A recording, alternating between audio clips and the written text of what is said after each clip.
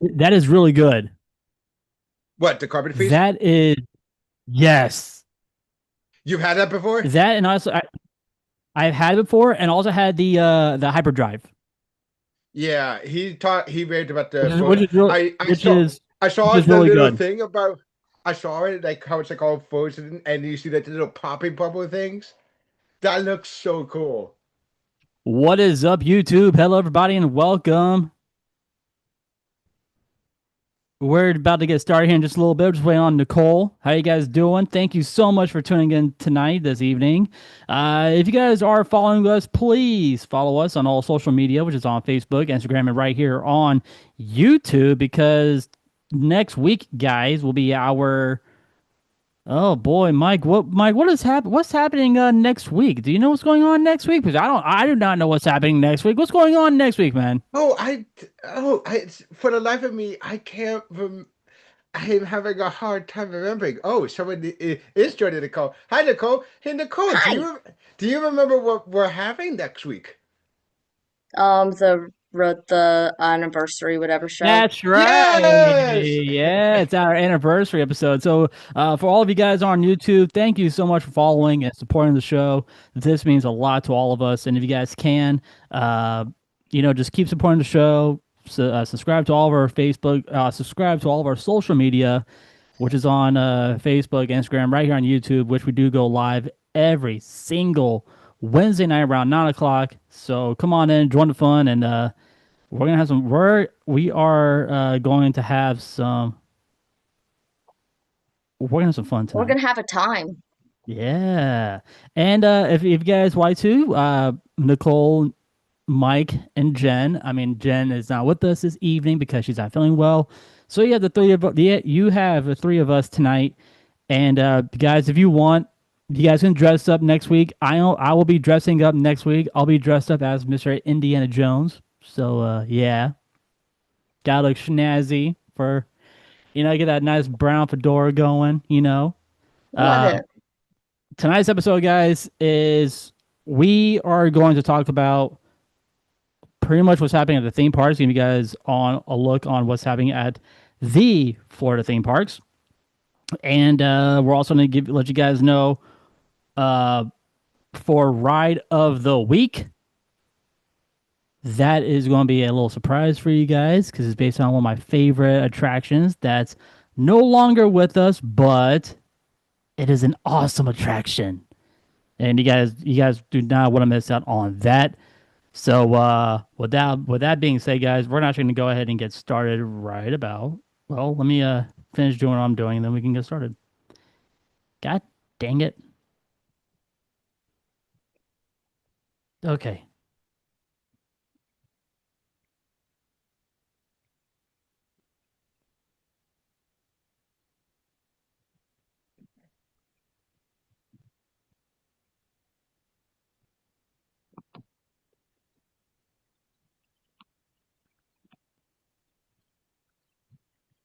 All right. You guys ready? Hmm. Well, Sure. let's do it.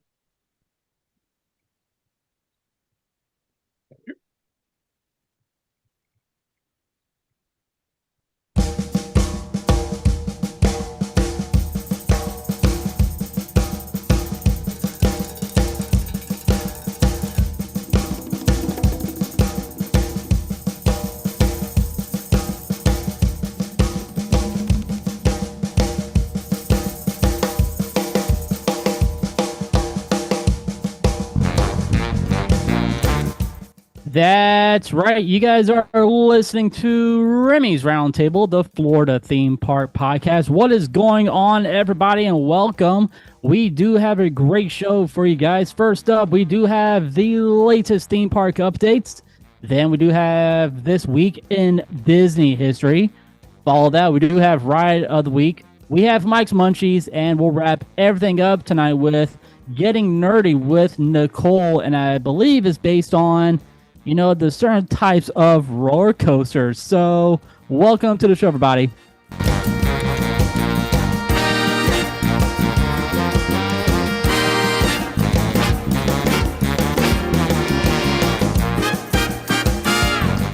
You guys can can follow us on all social media, which is on Facebook, Instagram, and right here on YouTube, which we do go live on our YouTube channel every Wednesday evening at 9 p.m. So if you guys are in our YouTube chat, hello everybody and welcome. And yeah, so welcome to the show, everybody. My name is Remy, and with me tonight is my dangerous co-host, our foodie king, King Mike. What is up, Mike? How you doing, man? I'm doing great. Can't wait to looking forward to today's episode. Also worried because I'm also going to be paying attention to the Phillies game somewhat to making sure because today is our last chance. Where if we lose tonight, that's it. We're out of the playoffs. So Yeah, so good luck to the Phillies and good luck to all the other teams.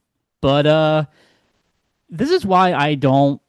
I mean, I used to follow baseball, but now I kind of just gave up on it. So now now my sports are football and basketball, which basketball season is starting very soon. So if I can pull up my calendar real quick, this happened. I believe we're still the NBA season just started, which we do have the Orlando Magic has their very first preseason game, which will be on this coming Friday against the 76ers. So and that will be in Philly for that game. So not me, but the Magic will be in Philly for the first preseason game of the season. Will be against the Philadelphia 76ers. So yeah, and also guys, we do have nerdy our nerd with us. We have Nicole with us. Hey Nicole, how you doing? Hello, just Ducky. How are you? Doing good. Mike, remember you told me last week that I need to go to Epcot and go try the your yeah, favorite over there. yeah. Dude, I did not go. Something else happened. What? Actually, something really cool happened. What So happened? I was on the radio, and apparently you have to call in the radio station and give them your best, your best sexy voice, your best, naughty voice. Uh, We all have that naughty voice. I mean, Do Mike, we? do we? I mean, Nicole, you're asking me that question, so oh, hello there. there you go. Hey, all right, Yeah, Yeah. no, I don't claim to, not even gonna try, and it's fine. No, done. all right. So what they told us to do as a listener of this radio show, which is one of my favorite shows on Real Radio 104.1, is the Jim Colbert Show. So I already talked about it. they gave us, a bunch of ideas to present yourself as a chili chef. All right. So I pretty much gave him a call and I'm like, all right, so here's what you need to do. You need to put that beef in a pan, let it sizzle, make it sizzle for a little bit. Make sure you get that nice brown color. Then you start adding your vegetables, your garlic, your onions, that juicy pepper. Oh my God. So, and I kept going on and on with it. So after I did my playback, I got an email saying, "Oh, hey, congratulations. Yeah, you're in the chili cook-off." I'm like, "I'm sorry, what now?" So I was part of the chili competition, and guess what? Guess what place I got? What? Yeah, guys, I got second place. You almost won. Damn. I almost won. So I didn't read the little fine print. It said you can bring a special ingredient. I didn't use a special ingredient. So Jen was with me, and although she wasn't cooking, she was actually she was enjoying the chili competition. So I told her, I'm like, hey, I have about an hour left of making this chili. And I said, hey, I need for you to try this for me. Make sure everything is delicious. Make sure everything is cooked properly. And this was actually my first time cooking chili. I have never cooked chili before. Yeah, chili I've can be. never cooked it. Yeah, depending on how you do. I've actually cooked chili before. It could take a while to cook, depending on how you do it. So what I like what I did for what I did for the very beginning, Yeah, I knew that meat does take a while to cook. It does yeah. take a while to cook. So Especially for chili, you're gonna have to you're making it in like a stew and stuff. It takes a little bit. I use ground beef, ground sausage. Hmm. And of course, what I did was at the very beginning, I know before I even put the meat inside the pan, I put my seasoning on top of the beef, on top of the sausage, mix that all together, and then put it in the pan and started cooking it that way, so you can taste all of the flavors inside the ground beef, the ground sausage as well. So after that was cooking, I put in the tomato paste and then the tomato chunks, threw all of that in there, let it sit for a little bit, and then I started adding all my chili seasonings. Like I added onion powder, garlic. I used salt, pepper. We had chipotle peppers. I did not even use any of the chipotle peppers. I used the chipotle juice that was inside of the can as a to get that nice smoky flavor instead of using the chilies chipotle chilies itself all together inside the chili. And then I added a couple more things to it, but the one thing that they gave me critic on Yeah. was your vegetables were just too big.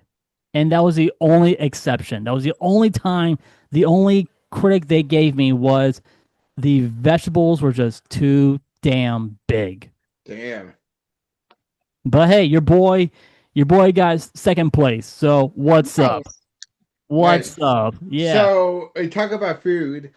I told Billy about this earlier, which if anyone doesn't know who Binging with Babish is, he's a very popular YouTuber who became popular a few years ago when he started making foods from famous fictional things like video games, TV shows, movies, anime, you name it. Um, so he's been doing, but now his whole thing has expanded. So one of the things that he does now is called where he does top 10 lists. And he did, or not top 10 list, he does a ranking list, a tier list of like different food items from different things, like different categories. One of them he did was Galaxy's Edge about 3 months ago that I just saw. And well, I want you to take a guess, Remy, where some of these items. I want to see where you think that they would be. And same for you, Nicole. So Where do you you want to think so you want us to try to guess where they placed like out of right pat from 0 to 10? Okay. All right, let's do it. So okay, Ronto Wrap. What? Damn. The Ronto Wrap. the Ronto rep at Galaxy's Edge. And for Nicole, Nicole, have you had she Ronto won't rep? need that one. And for What? Nicole, it would be the Zuki wrap, which is the vegetarian version I of that haven't wrap. had any of them. Have I'm you been to, sorry. have you been to Galaxy's Edge at Hollywood Studios? Nope. Okay, then never All mind. right, well, all right. Well, I'm gonna place it then. All right, so Mike, Yeah. The Ronto rep. Damn. I mean, I like it. I do like it. So on a scale from 0 to 10, what do you think you put it? Ah, damn it, Bash. We're binging with Babish. Where would you put the Ronto rep out of 10 on the best top 10 list? Damn, On a dude. ranking list, yeah. I three. No, not that low. It's not the top 10. Is Oh, it's as in it's a tier of how they score from 0 to oh, 10. okay. So he probably gave it a I'm gonna say an 8 out of 10. He gave it a 7 out of 10. Ooh. Okay, for me, like to be honest, if I was doing, the Mike's Munchies ranking Yeah. out of 5, I give the Ronto rap a solid 5 out of 5. Okay. Now, mind you, he probably would have put it higher if it was the Ronto if he got it at because he got it from the Ronto Rancher, the quick service one. Yeah, He yeah, yeah, probably would yeah. have put it. He probably would have put it higher if he got it from Docking Bay 7, and I'll tell you why in a little bit. And now blue and green milk. What do you think those? Oh, damn. Okay, and I will tell you, they both have different. They both have different. Where he put them, he both have different scores. 6 out of 10. For which one? So 6 out of 10 for the green one, and 5 out of 10 for the blue one. So for the green one, he actually put it at an 8 out of 10. What? Yep. As for the blue, you're gonna be shocked. He put it at a 3.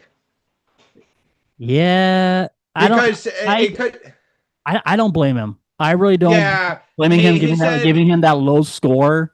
So, no, but I will tell you this: the Tenno Swirl Crunchy cereal, which is the blue milk with a bunch of stuff, he actually gave that one a 5 out of 10 because he had a 5 out of 10. Really? he liked it better because so for him he described it the blue milk tasted like Smarties to him. Okay, so and right. what they added into the Tenno Swirl Crunchy cereal, like the nerds and stuff, cut back a little bit on that taste. Okay, so for me, dude, the blue milk for me tastes like Fruit Loops. It tastes exactly like Fruit Loops. The green one, the green milk, it tastes like Starburst. So, okay. What about you, Mike? What do you think about the blue and green milk? Well, I haven't had a green milk because I haven't been to the Galaxy's Edge. Oh, no, wait. Blue milk I have had. No, wait, no. Yeah, blue milk, though, I haven't had their blue milk, but I've had blue milk before, and yeah, it does kind of taste like Smarties. Okay, and of course, Nicole, you haven't been to Galaxy's Edge yet, which you love Star Wars. I mean, Nicole, I'm indifferent. So Nicole, I will tell you though, you probably can have the blue and green milk because if I remember correctly, I'm pretty sure they're plant-based at the Galaxy's Edge, right? Yep, Yes. it is. Yeah, they're plant-based, so they're not. So it's not actual milk. It's not cow's milk. Soy, almond oat, something, coconut, whatever. Yeah, I think it's like or fruit. Yeah. Anyway, now here's one that you probably here's one that's actually pretty funny. Where do you think he put the Coca-Cola thermal detonator? Yeah. Out of 10? Yeah. 6. He put it as a 9 because he said he likes Coca-Cola. He put it as a 7, but because it's in a thermal detonator thing, he gave it a 9. Okay. All right. Okay, Dutch Star popcorn bucket. Where do you think he put that thing? 10. Yeah, he did. 10. Now, in terms of food item, there's one food item that he gave a 10 and one that he gave a 0. Oh, tell me which ones. For the 10, it's at Oga's and it's the Baron cheese roll. If I remember correctly. That is pretty good. Yeah, I think it is. It's at Oga's Cantina. The other one. What's the 0, Mike? Well, it's actually not. Do not piss me off, man. What's a 0 dish? He gave it. Okay, so can you guess what you think it might be? I don't know. That's the thing, man. I really don't know. If it's over at Docking Bay 7, he would probably give a dish over there a 0. But no, it's actually a drink. It's a drink? It's a drink he put in as 0. Whoa. And well, he was going to put that in the Zuki wrap because it had a really strong cilantro taste, and he's not good with cilantro. Like, if it's too strong, he gets a gag reflex. But that's not the only thing he can handle. Yeah, but the one that he had was hang on a second. You still can't find it, can you? Yeah, no. So it's actually at Oga's I think it's not there anymore. At least it was at Oga's Cantina, but I don't know if it's still at Docking Bay 7. But the item is the Taco Donna Quencher. I didn't like that either. Yeah, he didn't like it. He said it was like that one he put down a 0. The reason why I said the Zuki wrap, the vegetarian, was a 7 because his friend who likes vegetarian food gave it a 7. Because otherwise, like I said, Babbitt does not like a really strong cilantro taste. It causes him. Yeah, it is a Ducky Bay 7. D- um, it, That's the he thing. He cannot handle it. Like yeah, he really cannot handle and it whatsoever. yeah, he can't handle cilantro, so it caused a gag reflex. So he literally said, "Here, you taste it and eat it because I can't give it honest rating." But yeah, he did take the taco down a Quencher at Ducky Bay 7 and said it was horrible. He gave it that a 0. He put that in there. The only other thing that he actually gave, he was not kind with Donkey Bay 7. The one thing he did talk about though, which is why I said if he added the Ron to rap at Donkey Bay 7, why he put it higher, he raved about the yuca fries. The yuca fries is good too, man. He literally said the batuan beef and crispy tapado because that has the yuca fries. That's a crispy tapado. He gave that one he gave that one a 5, and he said specifically because of those yuca fries. Yeah, dude. I mean, Jen and I, when we went to Docking Bay 7, we had the falafel and the yuca fries, and we wanted more of the yuca fries. It Yeah, was and the fact that you that get the good. Ronto wrap and you get the Ronto wrap with that for dinner with that, it's so good. Yeah, people talk. It's really good. Nicole, have you ever had yuca fries before? Yes, they're not bad. So good. Yeah, Oh, good. yeah. Oh, and by the way, with the popcorn bucket, he did give it his own rating on the Outpost popcorn mix, and he actually gave it. This is the only one that has this in this rating. He gave it a 6. It's the only 6 he gave. I would given that the Yeah. popcorn mix, I would give it a 7. Yeah.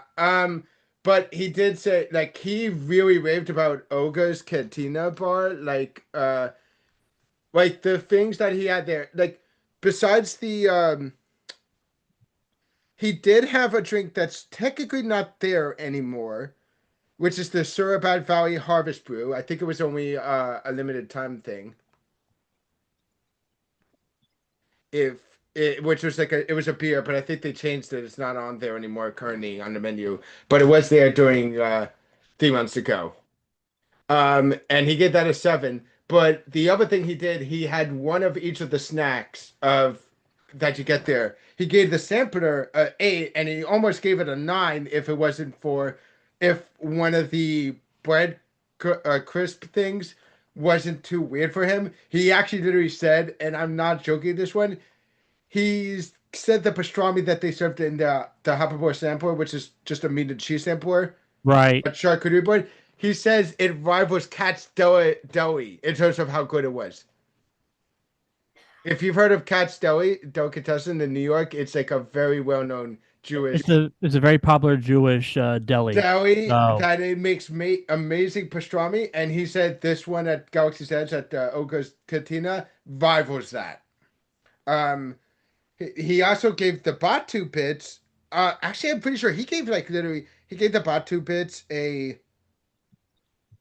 He gave that one an 8 as well, and the Baron cheese roll. I literally told you he gave that a 10.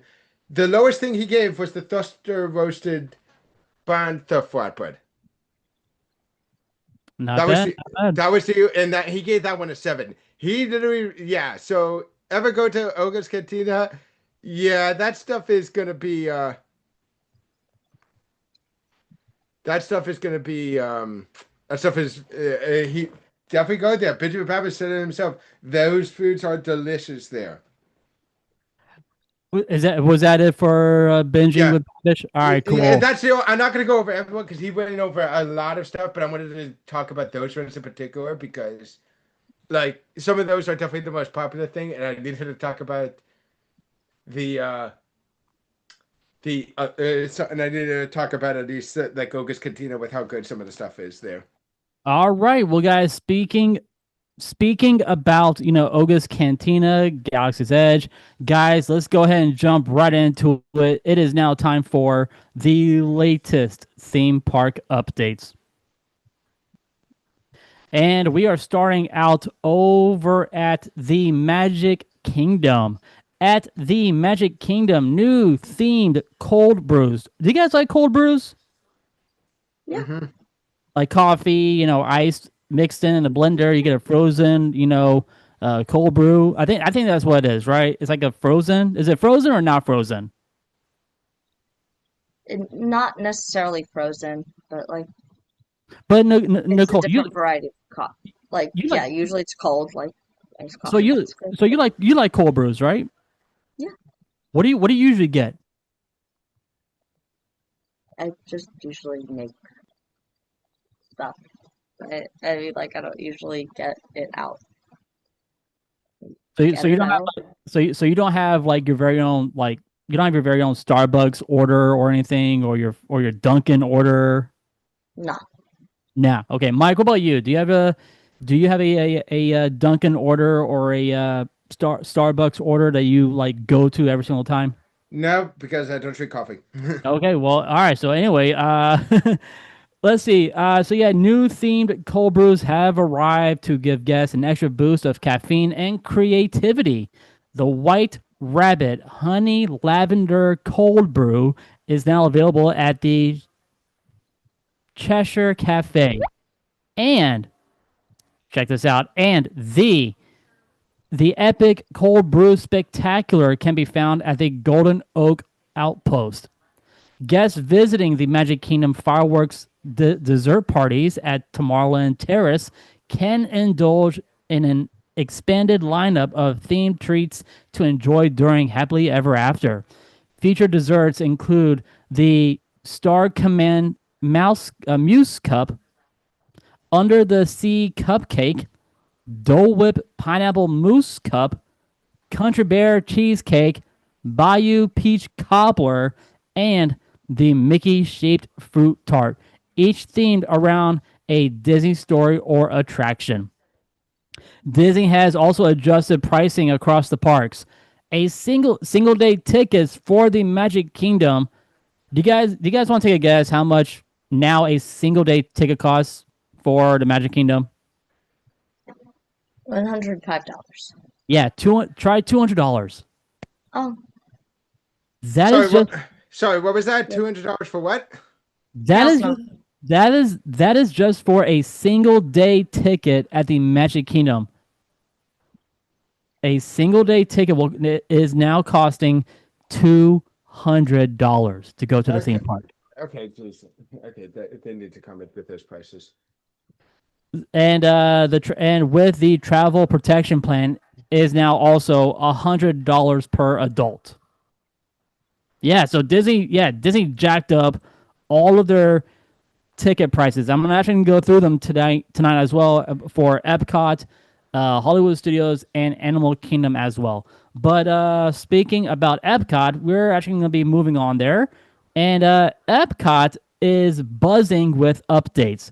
The Yube Cold Brew has officially launched at Kringla Bakery Og Cafe. Join the resort's themed coffee lineup. Fans of classic Epcot attractions will be thrilled to know that Spaceship Earth is set to reopen on October 25th, marking the end of its lengthy refurbishment. Holiday offerings are also expanding with the return of Epcot's Glimmering Greenhouse Night Tour, part of the Behind the Seed experience. The tour will run from November 28th through December 30th, with reservations opening on tomorrow on October 9th. Guests can explore the glowing greenhouses in the Land Pavilion for $50 per person. Additionally, Epcot fans can grab a new Figment articulated figure for just $15, a fun collectible celebrating the park's most imaginative dragon. Ticket prices for Epcot will now begin at $195 per day. That is for their single day ticket. We are now heading over to Hollywood Studios. Hollywood Studios is also serving up its own theme cold brew, the Cold Crumb, now available at Epic Eats near Echo Lake. A new snack kiosk is currently under construction in Toy Story Land, located near the entrance to Star Wars Galaxy's Edge. The project was confirmed through a new Walt Disney Imagineering permit filing, marking another addition to the park's ever-evolving food scene. So, since we are still over at Hollywood Studios, Mike and Nicole, how much does it cost to go to Hollywood Studios now, since the prices went up? Too much. $195. Yeah. And now, Yeah, too much. way too much now. Why are they jacking up the prices? Why? Because people are paying for it. People are still paying. If they're still paying, boy. they're gonna keep going until people stop paying. Yeah, and this is why I still if have. you can charge $500, they're gonna, because capitalism. And this is why I have my my annual pass, so I'm good. I'm set in stone. And I'll talk about that more during the updates, because they also broke down how much it costs now for their annual passes, like the Incredi Pass, Sorcerer's Pass, the Pirate Pass, and the Pixie Dust Pass, which I'll be going over that momentarily. But for now, we are heading over to Disney's Animal Kingdom.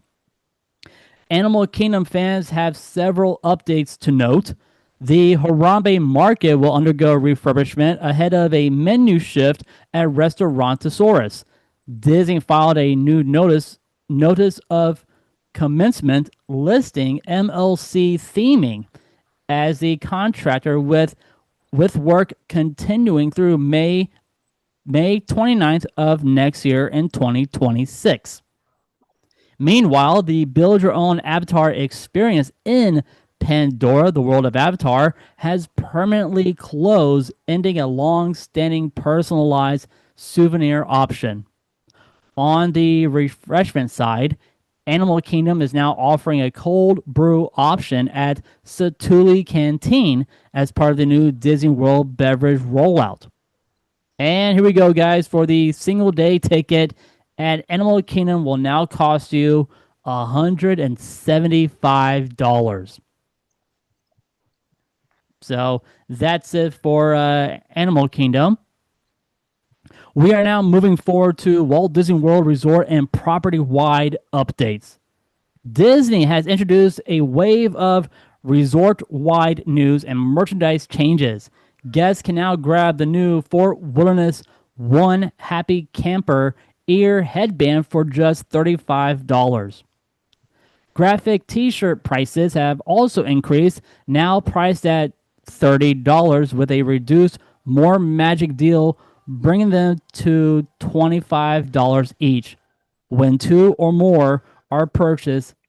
So you're saving roughly 16%. So that's that for the graphic t-shirts. Now we are heading over into, the annual passes. Now, like I said, guys, Disney did increase their tickets, which is like their daily tickets, but they have also increased their annual passes. So for the Incredi Pass, which is the one with no blockout dates, you can go to all 4 theme parks and the water parks as well. The Incredi Pass will now cost you $1,500. The Sorcerer Pass, which is the one that Jen and I have, the Sorcerer's Pass now will cost you $1,000. The Pirate Pass will cost you $830. And lastly, the Pixie Dust Pass, this is a pass where you guys can just go to Disney on the weekdays. That pass will now, That pass will now cost you $470. That's a lot of money. Yeah.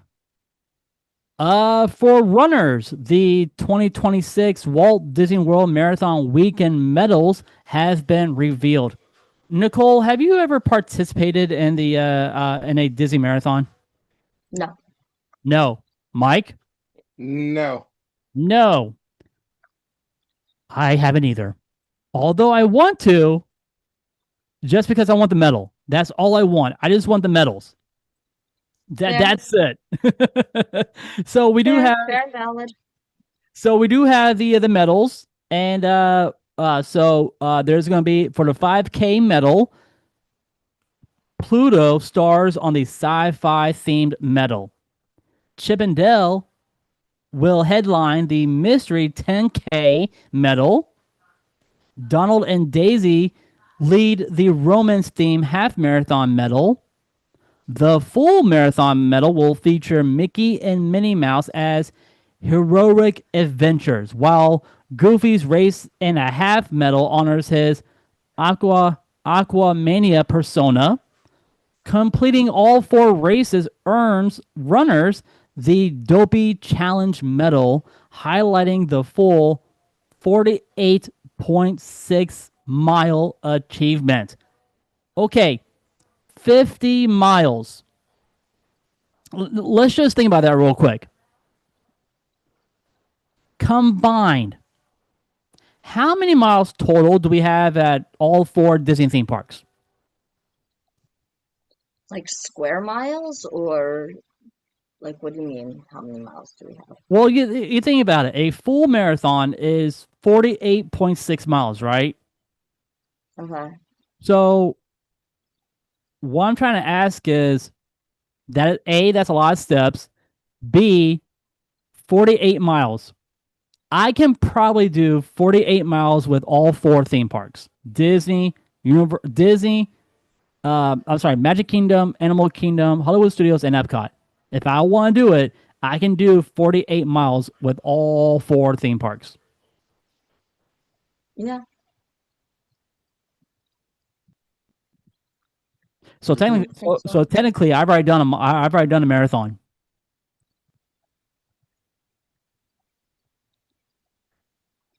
Am I right or am I wrong? Did you do it all in one go? I mean, I've done it before in one day. And like walked from park to park. I don't think you could do it walking around, like just walking around each park separately.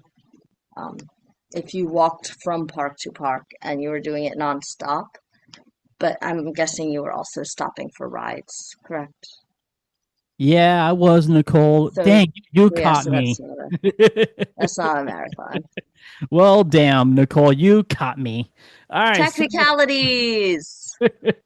Also, Disney have also confirmed holiday sleigh rides are now open for booking at Fort Wilderness, starting at $80 per person, with prices varying from by date.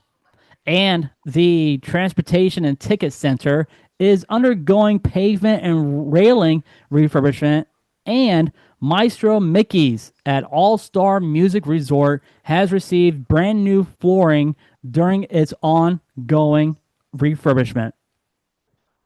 Over at Universal, get ready, Universal fans. The holidays are about to get epic.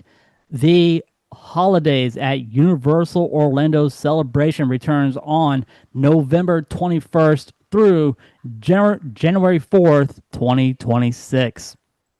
Highlights include the Magic of Christmas at Hogwarts Castle, the Grinchmas Hula Day Spectacular in Seuss Landing, and Universal's Holiday Parade featuring Macy's, filled with massive balloons and favorite characters. Guests can also enjoy hot butterbeer, seasonal treats, and festive cocktails throughout the resort. From the streets of New York to Hogsmeade, Universal's holiday season promises something magical.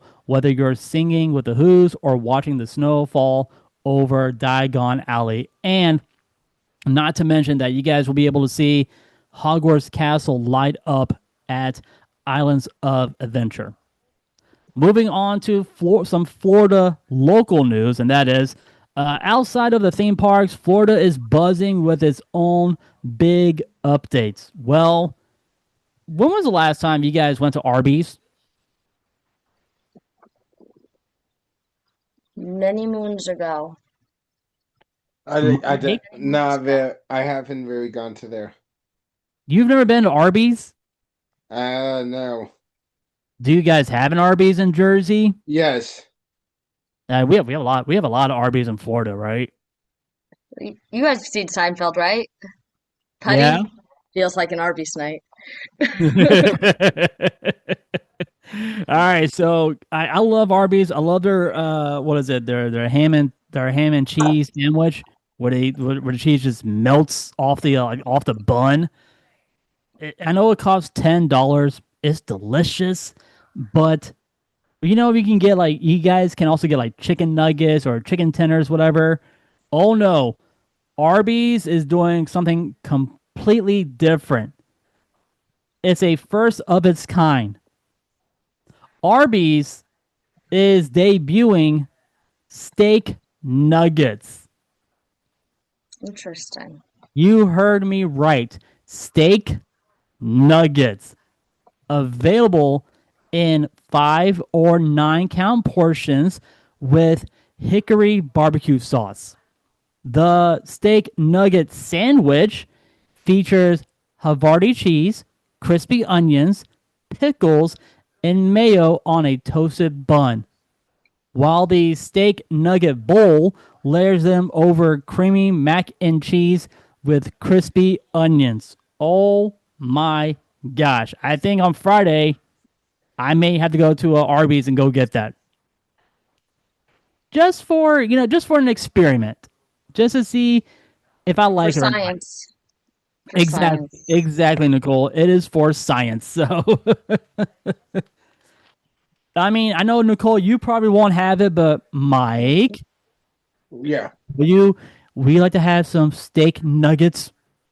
I don't know. Don't think so. Why not? Why not, Mike? I don't know. Maybe, possibly that sounds good. Mike, it's steak. Come on, Yeah. you and I, we are man. But it's also from Arby's. Except for Arby's, really? You've never been to Arby's, so how can you judge? Yeah. How can you judge? It's True. from Yeah, but it's from okay. Well, I wouldn't trust fast food steak. I don't know. But it's Arby's. And Arby's is actually pretty fresh from most fast food places. All right, I'll try it out. Arby's is the freshest, man. I'll try it out. If I'm fine afterwards, I don't really eat fast food anymore. Well, dude, you might like this because I'm telling you, you will not get sick. It's freaking Arby's. If I do, I would never listen to you again about fast food. Boo. About Arby's because okay, there's one fast food place I would eat at, and when I mean fast food, I mean as in it's has a drive-through and everything, and that's for me that would be what's it called again?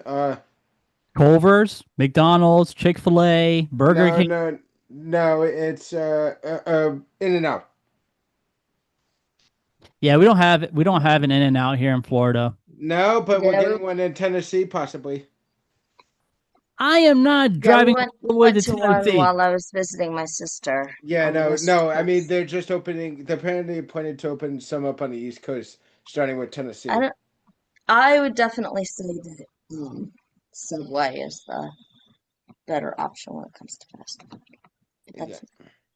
Oh, over in Apopka, 3 Odd Guys Brewing has announced it will close on October 31st of 2025 after 5 years of serving the community.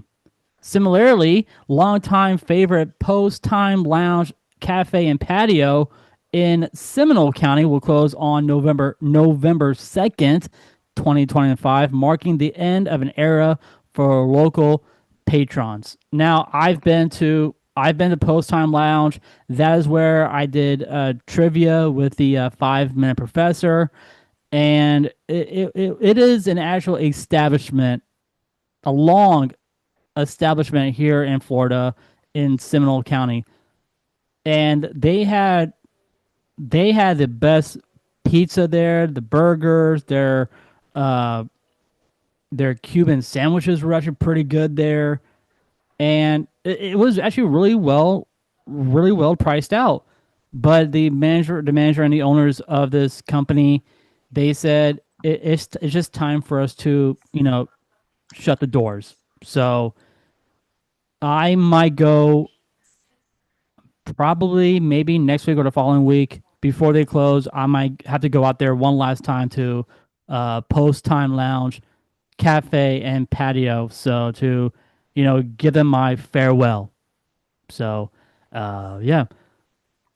Um, where did I leave off? Okay, Still Lounge by Dre and Snoop. That's right. Dr. Dre and Snoop will officially open on October 16th at Live at Point Orlando, bringing a mix of luxury nightlife and hip hop style to International Drive.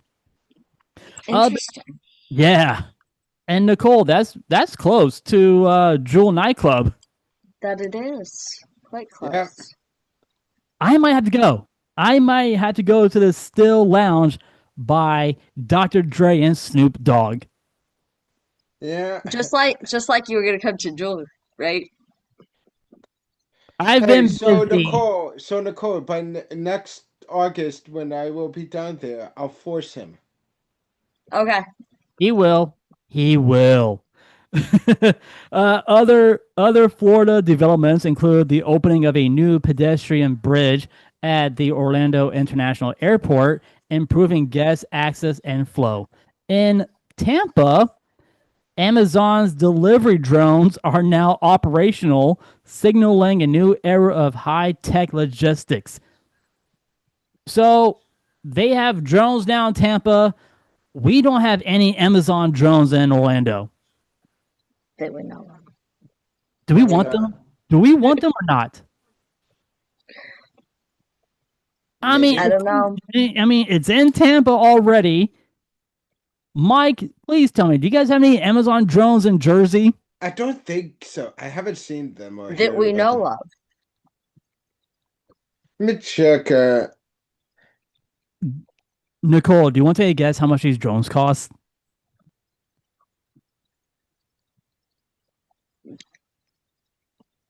You're gonna flip out individually. Individually. Yeah, just individually. $1,347. Yeah, try $300,000 per drone. Per drone.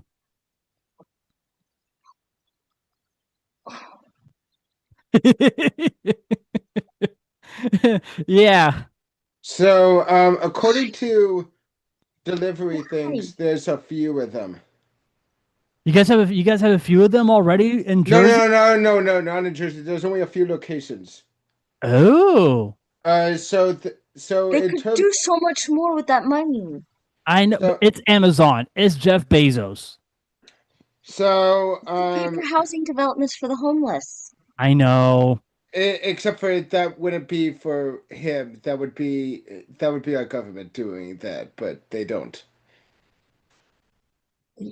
Did I miss something? There's something because we just tied it up. Besides, Mike, these drones cost individually $300,000. Why the fuck is Amazon doing this? We don't need any drones in Tampa. We have drivers. So they don't have it in Tampa. They do have Tampa. They have one in Tampa already. They do. They haven't. I'm guessing they just did it. They just put them in. Oh, Schwarber got a home run. Yeah, because it says here, yeah, in Tampa, Florida, Amazon's delivery drones are now operational. Yeah, Well, okay, so yeah, they new just edition. did it. So it's a new edition. The only other places they have it is Lockford, California, College Station, Texas, West Valley, Phoenix, Arizona, and also Waco, Texas. Wake up, Waco, Texas. wake Yeah. up. Well, okay, that they're expanding into them right now. Jeez Louise. Why? We don't need it. We don't need them. They want to use that too as another way to develop because it's another way to get faster delivery. Because to be fair, they are. Do you know how fast like those drone deliveries are? Okay, I do see the point. Yes. Do you know how Okay. fast? I mean, I know. Do you know how long it? Okay, quick question. You know how we have 2 day delivery or so, or even 1 day delivery when you pay for experience? Do you know how long it takes Mhm. to for those drone deliveries to happen? It'll probably take them what, Depends upon where like they're 10, delivering to from. yeah, so I'm gonna say like maybe 10, 15 minutes, the most. The most Or is two actually hours. depending. No, the most actually, and even in bigger states because they're gonna have because they only put it to a select area. Uh, oh my god. 30 minutes. That's the most amount of time. Wow. They could be very quick, and mind you, they 30 minutes was what they used in that California town I took in like some of the big cities that you wouldn't think it would take 30 minutes to. Yeah, well, But see, yeah, I'm not. You see, I'm not. I'm not subscribed to Prime, Amazon Prime, like at all. So, so yeah, I mean, it's gonna be. Amazon is going to charge so much more for Amazon Prime with these damn drones. they're not actually. It's yes. You said $300,000, but here's the funny thing. There's a lot of people with Amazon Prime already, and the drones that there's a oh my okay that $300 price $300,000 price that you said is not as much as you okay. So Nicole went out. It's so you said it was $300,000. How long was that in? What do you mean? Like, Like, was that how much it cost to run them? You said. no, that's how much they bought for it individually. They bought these individually drones for $300. Okay, $300,000. Yeah. Yeah, Okay. I'm sorry. So I'm sorry. Yeah, yeah, $300,000 for these individual drones that Amazon bought for the whole drone unit yeah. Okay. to fly out these you know items that these customers want to. I don't know, dude. Like I know Yeah. we're I mean, I got it, but there's also the fact is that yes, but remember, it's $300,000, and you only buy the one, and then you're good for like a okay. while. Okay, if I bought, okay, let's say for example, I don't want to, I want to keep going, I want to keep talking about this, but if let's say if I bought a brand new TV, right, and Yeah. a drone gets it, here's a TV, here's a drone. If they drop it, they break it. Oh, you bet your sweet ass, I'll be suing Amazon in a heartbeat. Yeah. Okay, that could definitely be true. But here's the thing. First of all, these drones are actually very strong. They can hold up to a lot of weight. They only put on certain limited things. They have to have a weight limit. Not only that, but in all honesty, it's actually safer. These drones could actually be safer than truck delivery because here's the thing with the truck delivery they're not just getting one, they're getting multiples, and there's a chance that they could jostle around and something could break back there. With the drone, they're only carrying one item and it's going through the air avoiding traffic. So and then they drop and they bring it down low. They don't like just drop it, they bring it down slowly. Well, So I just brought it up on I just typed it up under Google. So check this out. right. Amazon drone delivery costs $5 for qualified customers in some areas, while in others it will cost $10 for Prime members and $15 for non-members. Okay, so $10. So that's what it will be if you went to That's just for the delivery cost, for the drone delivery cost. I'm guessing that will be the price that it would be added on for if you order anything using that. Which, to be fair, that's not that bad. I've seen how I mean, it's not bad. bad. It's not bad at all. But I mean, Yeah, you kind of get my point. yeah, Uh oh. So the maximum weight they can bring is 80 pounds. yeah. So it's only going to be light items, basically. Light items like this is I gonna. mean that's pretty That's pretty pretty still good. substantial. I'm pretty sure there's TVs that you could get for 80. I mean, 3 years ago it would have been able to deliver me. But yeah, no, it Cranium. probably would. It honestly would. That's actually pretty. That's actually pretty decently. I don't think there's not that many big TVs that cost that weigh over 100 pounds or so. Mike, do me a favor. Before we go into the other segment, find me a TV that's 80 pounds. Just look it up and then show it to me on here. But we are going to continue on real quick, and that is in entertainment. Sega has signed a multi-year.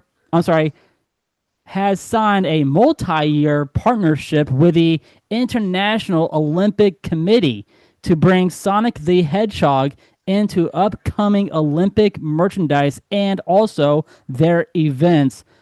Like Sonic the Hedgehog will be part of the 2026 Winter Olympics in Milan Yeah. and also 2028 Summer Games in Los Angeles. Ooh, that's gonna be cool. Oh, and by the way, Remy, you want to know how much? You want to know how? Okay, for a common TV size, a 75-inch weighs up anywhere between 55 to 80 pounds. You can get a 75-inch on that thing. That thing could bring out Wow, a 75-inch TV on the drum. yeah, yeah, 50. Yeah, larger TVs are generally not many TV. A lot of TVs nowadays are lightweight now because they're not like. Because I mean, you've seen them. You've seen how the TVs are. They're kind of skinny looking now.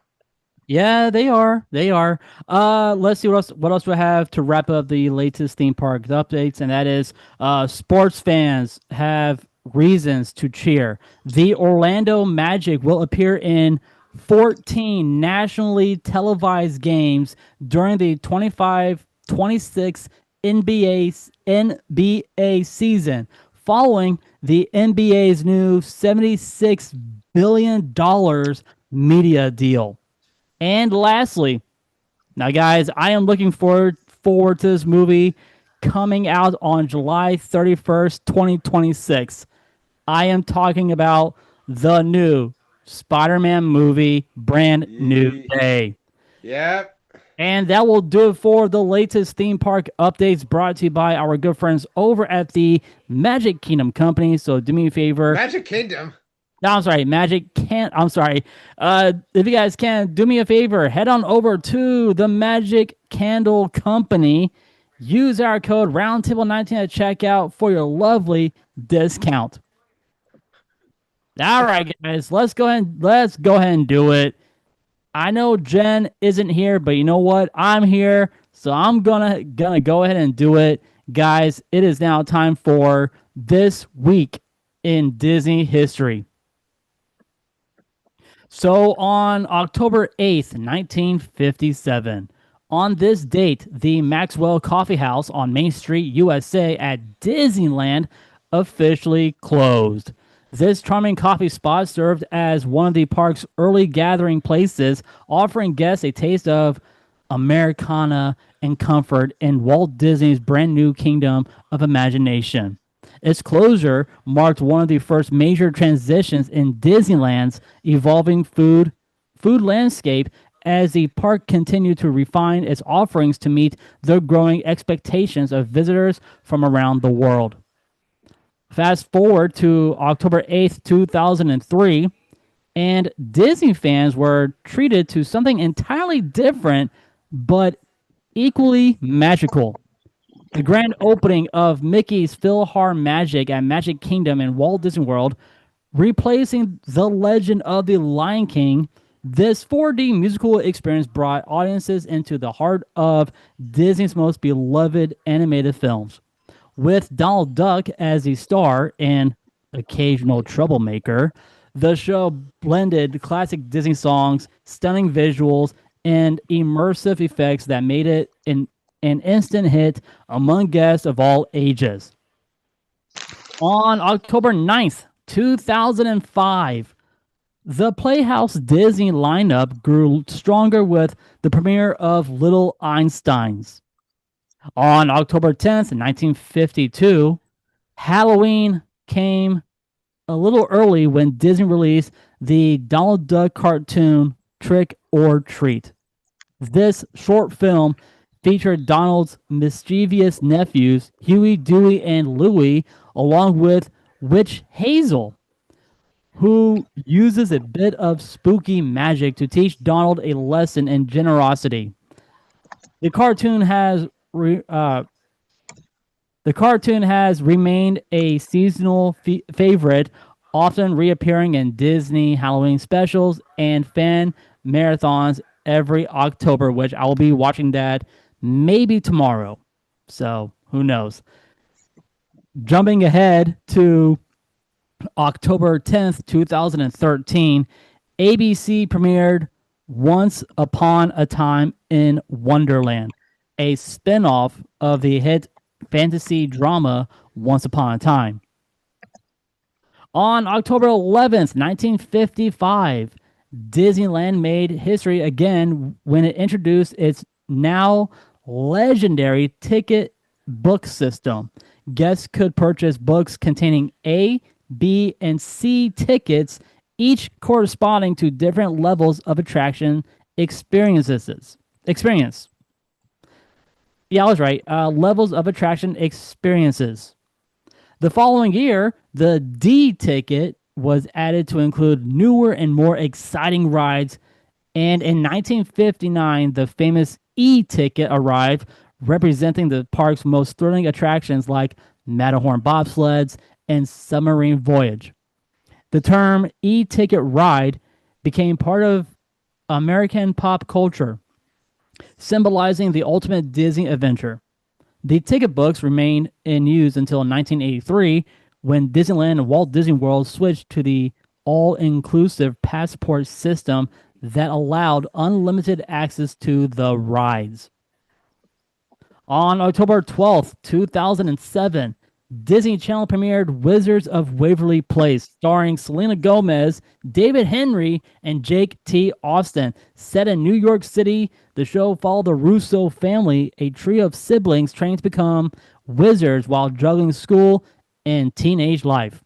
Its mix of humor, fantasy, and family dynamics made it a massive hit, running for 4 seasons and winning an Emmy Award.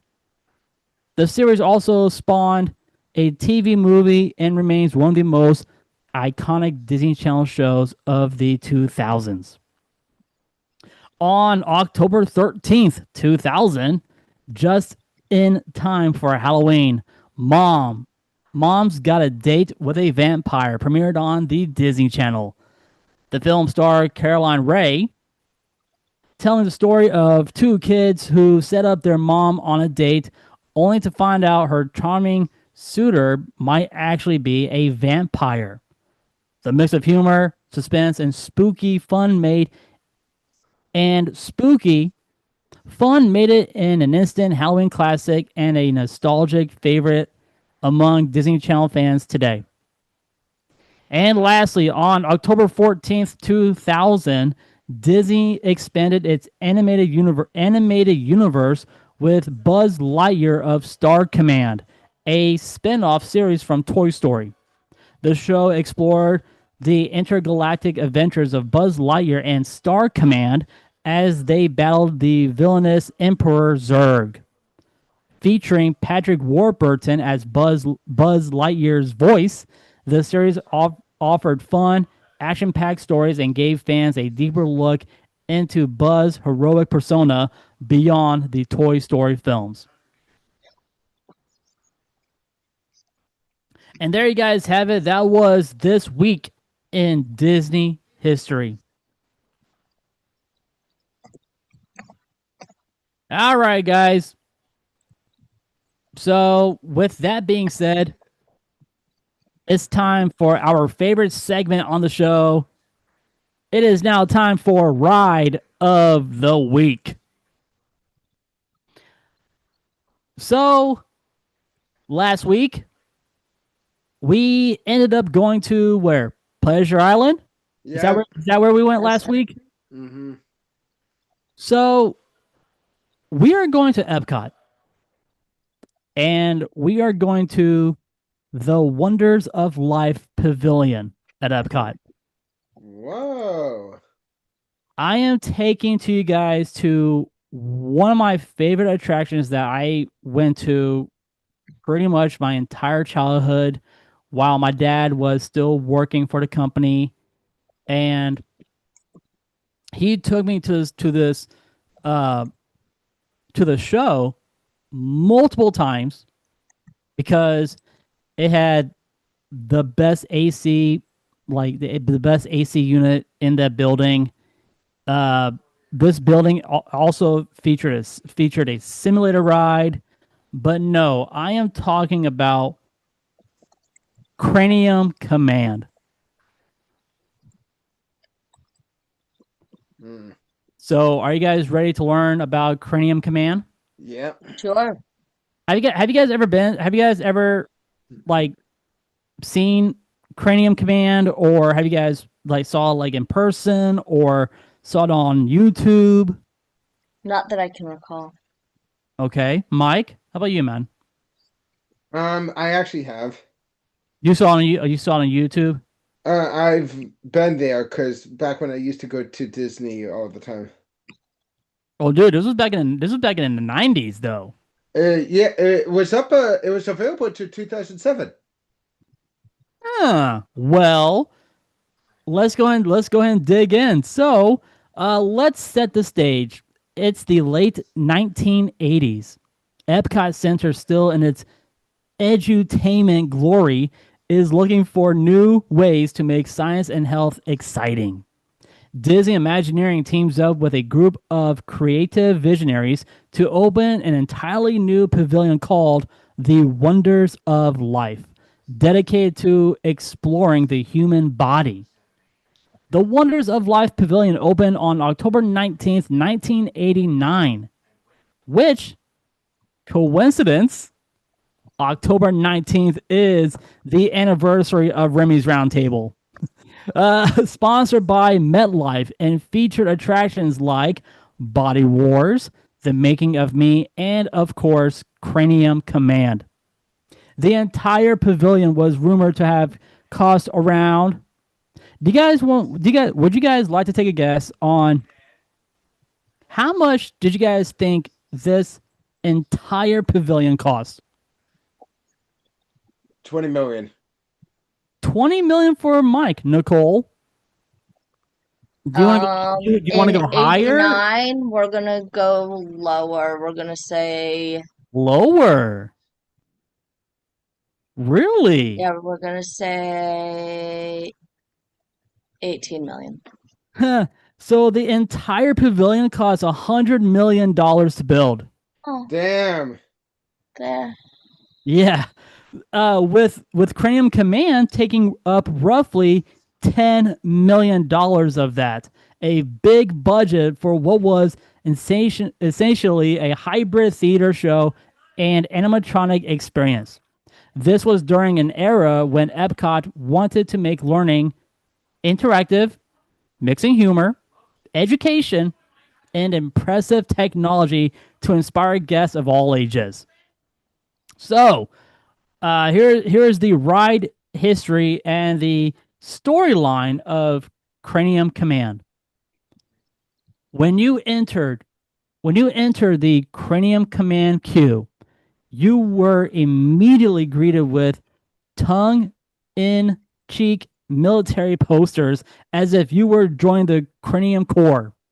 The pre-show began with General Knowledge, a gruff military commander voiced by Corey Burton, who trained a group of tiny brain pilots on how to control the human body. Our hero Buzzy, a young, nervous recruit voiced by Scott Curtis, is chosen to pilot the brain of a 12-year-old body. I'm sorry, is chosen to pilot the brain of a 12-year-old boy named Bobby. After a chaotic training session, guests are ushered into the main theater, which represented the inside of Bobby's head. As the show begins, Buzzy takes his seat in the Cranium cockpit and tries to handle all of Bobby's emotions and organs, voiced by an all-star cast of 80s comedians and TV icons. Well, Nicole, I mean, you and I, we are millennials, and So am I.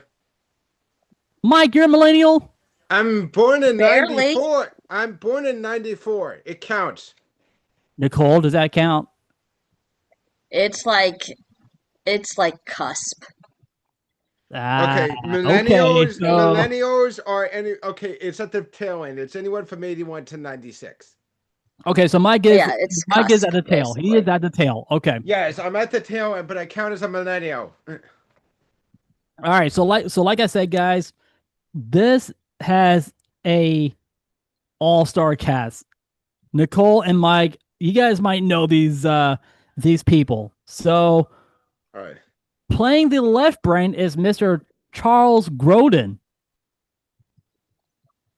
Ooh, I actually. Nicole, do you know who Charles Grodin is? Not really. If I can find a guy, Charles Grodin, yeah, he used to be. Yeah, he was a Beethoven. He was a Beethoven. I'm trying to look him up real quick. Yeah, yeah. He sadly Yeah, he was. Yeah, he passed away. He passed away on May 18th. Yeah, he played the dad, yeah, he played the dad in Beethoven. Yeah, he played the dad of Beethoven. And he was also in that Robert De Niro movie, Midnight Run, Yep. which was a funny classic film. Okay. All right, so for the right brain, Mr. John Lovitz. For the stomach, this voice actor was on Cheers.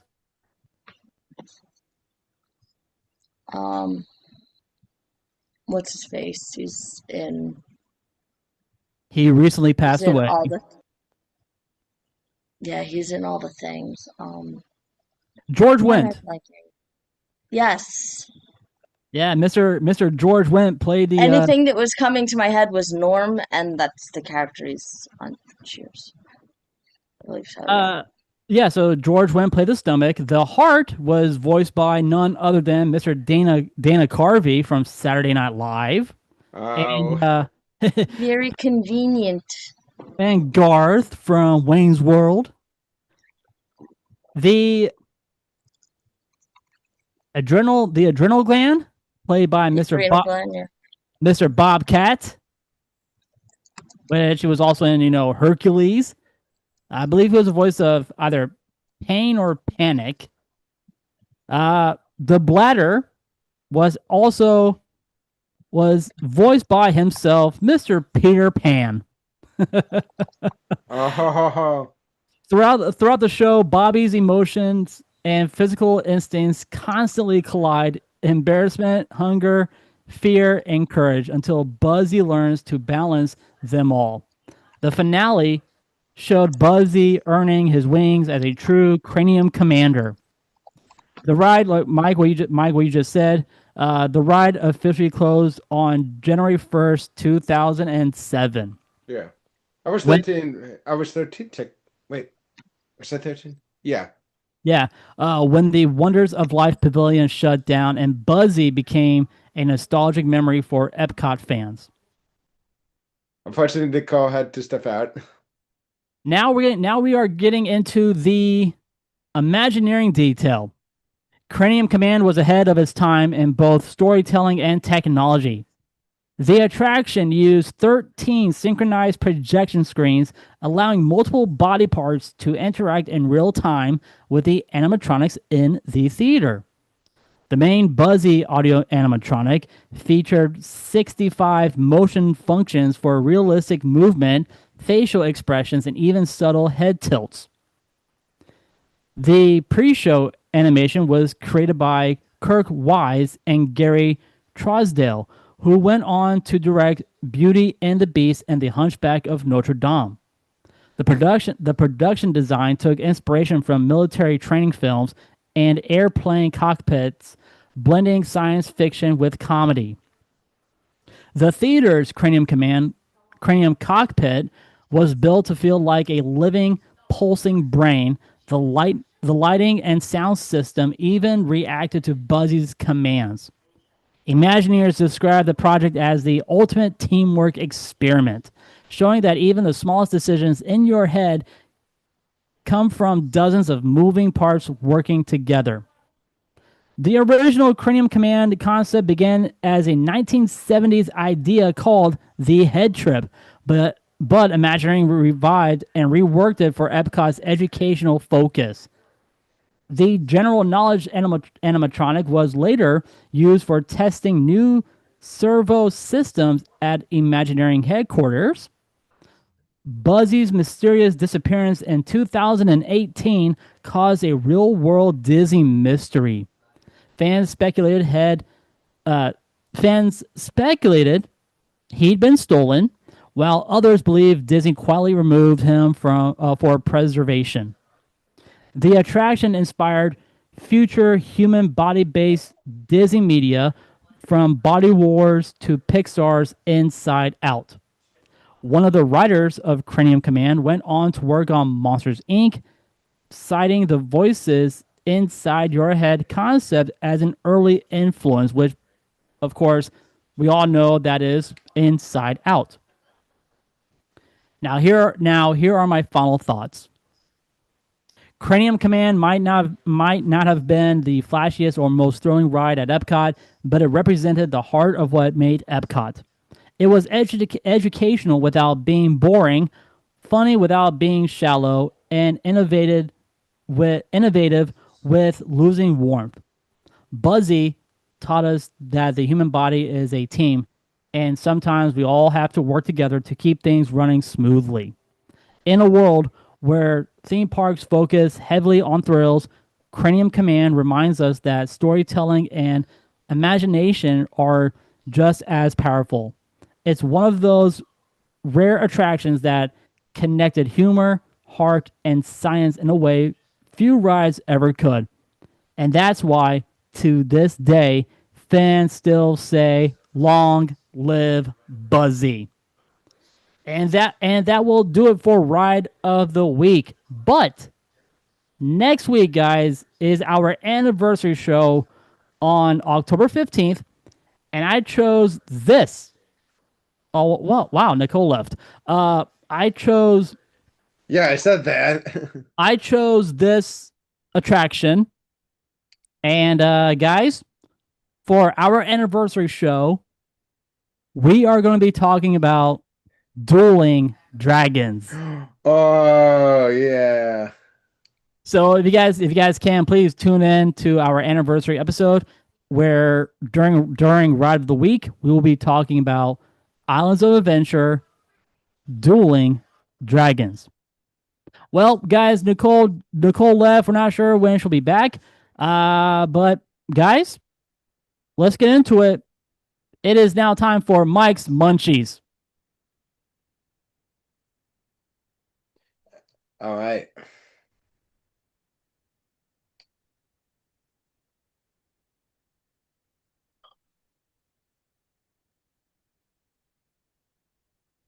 So, Remy, are you gonna ask you the question? Well, dude, I was giving you that nice dramatic pause for a second. I am hungry. As you can see, I'm having my Oreos right now, my nice lovely Oreo.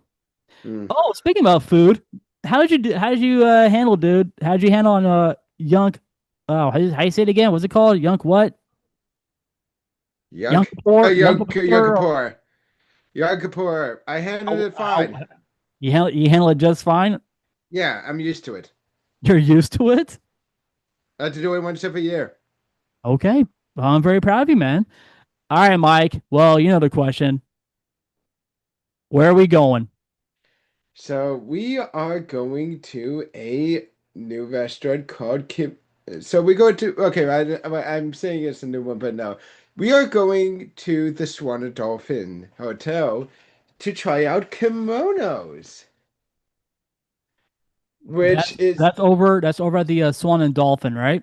yeah, and it's a sushi restaurant. I was in the mood to do that because well, last week, as you know, like I said, yes, last week was Yom Kippur, and I had a tradition where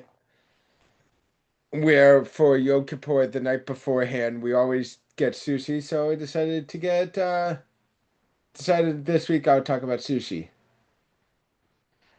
Anyway, hang on, moving over to okay. You're gonna show me some stuff, right? Yeah, just trying to find the thing of Ooh, okay. okay. All right, all right, all right. I'm Swan and Dolphin. Okay, Kimona. kimonos. Kimonos? Yeah, kimonos. All right, kimonos. All right. So have you found it yet, buddy? Yeah, I got some stuff right here. Wait. So let's All talk. right. So, well, Mike, go ahead and talk about it. How long have they been, with Swan and Dolphin? So kimonos, we s- hang on. Kimonos. Yeah, so kimonos has been actually open for a really long time. It's actually been open for a while. It's even older than me. This restaurant opened all the way back in January 13th, 1990. Whoa, they've been on property that long. Yeah, they've been in the property for over for 35 yeah, about 35 years now. Jeez Louise, man. It's soon to be 36. So, all right, I'm gonna share. That's good. 36 years. Let's go. Yeah, soon to be 36, but yeah, 35 years was when. So, so let's talk about some of this stuff here. So, first I'm gonna show off some of the images of the place, which it's definitely has been improving over the years. So you have the kimono. That's the entrance there, and this is what it looks like actually inside of the sushi bar. Beautiful. Yeah, with a bunch of the kimonos there and like hanging from the ceiling. And they have a bar, you could sit at. And they have a very different menu to say the least. So, in regards to soup and salad, if I had to get, so I'm gonna do this a little bit differently because I'm gonna go with how I do my sushi ordering this time around. So, I always get the miso soup. I will Okay. always get miso Let's soup, which is let's a wait, wait, Mike. Go back to that. No, no, no. Go back to that menu we just clicked. Stay there. yeah. We're gonna do it like this. So, Mike, do it one by one. Start off with your soups and salads, your starters, your signature, and go to your signature rolls, and then pick, Okay, and I then and then will. go and then go from there. Because tell me where you're going with, and let me know how much it costs. Okay, so for well, first off, hang on. I need to pull up kimonos because I also need to pull up the drink menu. Uh, hang on. No, kimonos. Yeah, I need to pull up the drink menu because we need that too. So first off, yeah, let me talk about the drink here, which for me, yeah, I'm gonna go with their. I'm gonna go with their raspberry sake sangria. How much is that? It is $16, and Okay. so it's sake, lychee, raspberry, King's ginger liqueur, Hennessy VS cognac, pomegranate, and fresh orange juice. I guess I or found fresh my oranges. I found my drink. What is it? The Imperial Fleet. The appeal. Oh, I see that. Oh man, that's also really good. But yeah, I'm definitely going with the The yeah. beers are not that bad either. Yeah, no, they definitely have some pretty good ones. Just going to use some Japanese beer. So moving along, let's go back to the main menu. So miso soup is what I'm gonna get for there. How much is Even that? though that is $8. Okay. I know there's so many interesting things, but it's sushi. How could you not go for miso soup? Um, as for a starter, I'm gonna go with ooh, so I want you to choose. You know what? No, no, no. I'm going gyoza. Yeah, get those gyozas. And So if I had how to, much is that? that is $12, and it's actually one of the cheaper options. It's the second cheapest option there behind outside of the edamame. The edamame is the cheapest one, but yeah, if I had any alternatives, I would have gone with the karaage chicken, which is $13, and it's actually really good, Ooh. or the grilled Kalbi beef short ribs, because I do love me some short rib. Oh yeah, I can mess around with some short ribs too. And that is $18. But yeah, I'm going with the $12 gyoza. As for signature roll, Here we go. We're going to the fun stuff. okay, Yeah, buddy. so yeah, they have a whole bunch of stuff, but if I had to choose one, oh boy, this is actually a tough one here. Um, honestly, because there's so many good rolls here. Okay, I Kimono would, kimonos roll. so I'm choosing between. You know what? Yeah, I will do the kimono roll because that sounds like the best. Tuna, yellowtail salmon, avocado, and wasabi mayo. What is that? $30? It's $20. $20. All right. What else are you? Now, What else are you getting? now, now there's two other things you can. Now, here's the last one, which is going to be so they have Nigiri and sashimi. they have yes, nigiri, sashimi, and maki. Maki is other rolls, and they could be some basic ones. So you have a tuna roll. A bagel roll, which very interests me because I don't even think they show that off. Yeah, no. Wait, I'm gonna see. Ki Kimono's Disney bagel roll. Then click on the image. No, go on your no. Just All Mike. right. You should just went to the just images and it just Oh popped right yeah. up. Oh yeah. Yeah. It doesn't look like they say Gotta be on. anything. It's gotta be there somewhere. I don't see it. That Yeah. Oh wait. There it is. That's what it is. wow. It's a everything bagel roll. That looks pretty good. Yeah, that actually does. Was that It's what's that on there? $13. Like is that salmon? Like salmon and Yeah, grilled yeah, it's cream smoked cheese? salmon. Yeah, it's I'm guessing it's like yeah, smoked salmon, green cheese with rice, and it's got a everything seasoning on it. I would get that. How much is that? That one is $13. So yeah, I think I will go for All that right, one. good. You're getting that too. All right, Yeah, 13 bucks. Boom. yes, and I think that's about that should be. You know what? No, no, no, no. I'm gonna get sashimi, and I'm gonna get one thing, which is a. I could actually no. I'm gonna go for nigiri because I like nigiri better. And I'm gonna go for one that is criminally underrated so much that even Japanese chefs say that this is one of their favorite things to get. I'm gonna go for a nigiri of mackerel. $6 for that? It is for for two pieces. Mackerel is very criminally underrated fish. It's pretty And salty. It's pretty salty too. it's not actually as salty as you think it is. It's not really as salty as people think it is. When the way that I've had mackerel multiple times in other sushi restaurants. It's actually pretty good. It's actually really good. Oh, and of Oh course, man, I would have gone with a torch yellowtail. yeah, yes, I would tell you this. Yeah, they do also have torch fishes where they at the end they torch it with a blowtorch. Yellowtail, That's not bad. The sampler is only $25. That should not bad at all. yeah, and you got I guess in two yellowtail, two yeah, you got tuna, yellowtail, salmon, shrimp, and eel. I'm gonna guess it's one of each. All right, Mike, what are you getting for your dessert?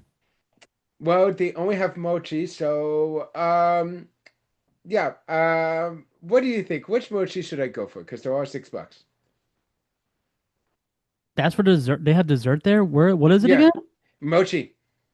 Mochi is good. Ooh. So But you said, which one? and you said it's $6. Yep. Now, which one do you think I should go for? Chocolate, vanilla, green tea, red bean, or strawberry? Chocolate. Yeah, I'll go chocolate. I also Oh really like. no. I also like red bean though too. Red bean's good. Yeah. But yeah, so that's gonna be it for that. So you got my drink, and I told you what I want. Yep, I got your I got your entire bill all ready to go. Yeah. Uh, this I mean this place Uh, the I mean my Jen and I we love sushi. We Obi, where are you going? You're not going. Mister. Yeah, so like I said, Jen and I we do go. We love sushi, and I will go to a spot with her. I mean, it's yeah, this place looks really really good. you So probably won't order as much food as I did. no, we'll probably be sharing everything on that plate. Oh Uh, yeah, no, yeah, you probably would be. Like, here's the thing. When I order Japanese, I usually only get like two rolls and then sushi. And then well, miso soup. I only well, get like two rolls and miso soup. That's normally what I get, but I wanted to splurge with this. But we go to this one spot that's in our neighborhood. mm. That's actually right by my parents' place, and we know the owners there very well. So every time we go there, we get like a huge discount Oh, on their sushi boats and their individual sushi rolls. So we could spend easily $100 there, like without a problem oh, then on I might have to try our that out with total you. on our total meal. It's $100 just I flat. might have to try that out with you when I go down there next Yeah, year. dude. Yeah. So for my rating for Wait, kimonos, you never gave me the total. no, I'm doing my rating. I'm doing my rating first. So if Jen and I do go to kimonos at the Swan and Dolphin, I'm giving a solid 5 out of 5. Yeah, I'm gonna do the same there. Kimonos is a fantastic. It's very fantastic. I wouldn't say it. Like I said, I've said this before. Uh, Kimonos is amazing. It's been there for a while, and it's got some. It's just basic plain sushi. I wouldn't say it's my favorite. Like I said, I still think Morimoto's is a little bit better, but this is very close. I have to come back, and I might have to try them both again sometime. Because they have changed a lot since the last time I've been there. Some of the menus, especially I've never actually tried that bagel roll, so I definitely want to try that out again. That sounds so freaking good, dude. I mean, Yeah, I mean, a I love Philadelphia rolls, and that's basically what the bagel roll is basically a Philadelphia roll, just with some more added stuff. all right, Mike. So are you ready for your total? Yeah. Well, buddy. Oh crap! I forgot to do this. That's my bad. Dang, I messed up. Holy crap! Why? Plus this, Mike. Your grand total comes out to be $105 Not too bad. Mind for you, like I for said, kimonos. It's $105. Now, guys, we do based on Mike's Munchies on a one person reservation for all of the restaurants on Disney property or Universal, Busch Gardens, wherever theme park you guys are at. yeah. This is how we do it. Based it on one reservation. And for Mike over at Kimonos, he spent $105 Eh, um, his meal. And mind you, I have to stress this. This is not how much I would normally spend. This is how much if I was ordering from each one of the things that I did. Like I said, I would cut out a lot of the stuff because sometimes I wouldn't eat all of that. Though I would have uh what's it called? As a result, I can technically say I have leftovers for the next day with that. But yeah, no, that stuff. But yeah, like I said, if I had to, sushi is very filling. Do not take it for granted. Those rice fill you up. Rice fills you up. That's why I get the boat. If I'm sharing with a lot of people, we order the boat. So that way we get pretty much whatever rolls we want on the Yeah. sushi boat, and we can share Yeah. with a lot of people. That's what we did when my cousins were in town. It Mhm. was me, Jen, my two cousins, my aunt, my uncle, my mom, and my dad. So we had 8 people at our table. We ordered the sushi boat, and we finished it. Once we finished it, we ordered one more boat because we were still hungry for Yeah. sushi. Damn, So that's actually surprising. Anyway, so yes, Mike. So next week is our big anniversary show.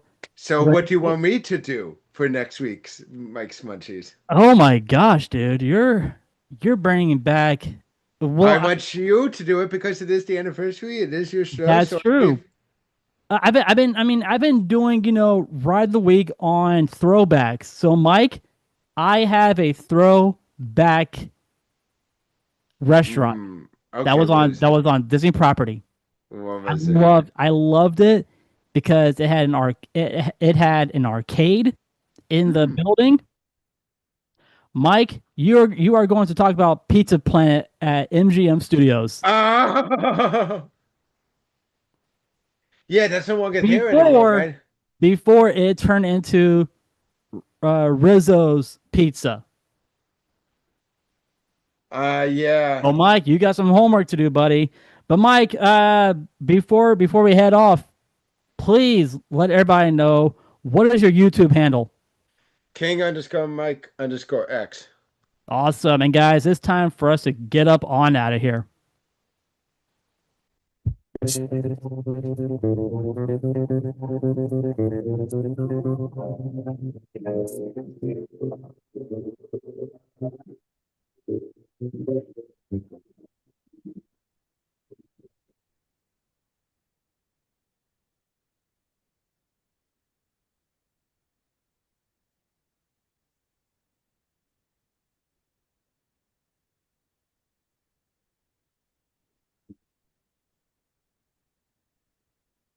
Guys, thank you so much for listening to Remy's Roundtable, the Florida Theme Park Podcast. I really hope you guys enjoyed this episode as much as we did. You guys can follow us on all social media, which is on Facebook, Instagram, and right here on YouTube, which we do go live every Wednesday at 9 p.m. So head on over to our channel, hang out with us, and make sure you guys tune in on October 15th, which will be our anniversary episode. We'll have plenty of guests on, and we, of course, will have all of your segments. The latest theme park updates, ride of the week, this week in Disney history, and of course, Mike's Munchies and getting nerdy with Nicole, which you guys will see her on our anniversary show.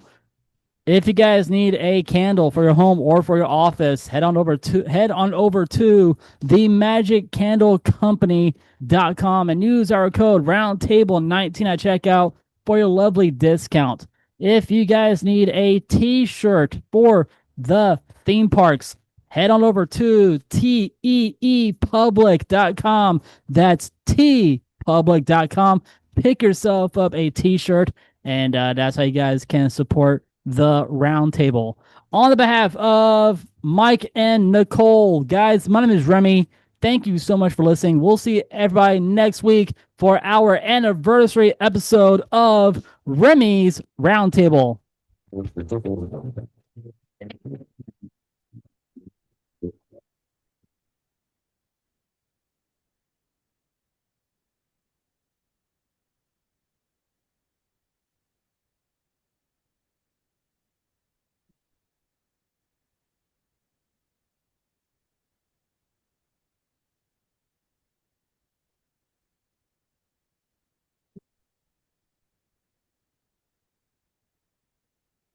For whoever's watching, thank you so much for watching us on YouTube. We'll see everybody next week for our anniversary episode on October 15th, 9 p.m. Make sure you guys tune in and just hang out with us.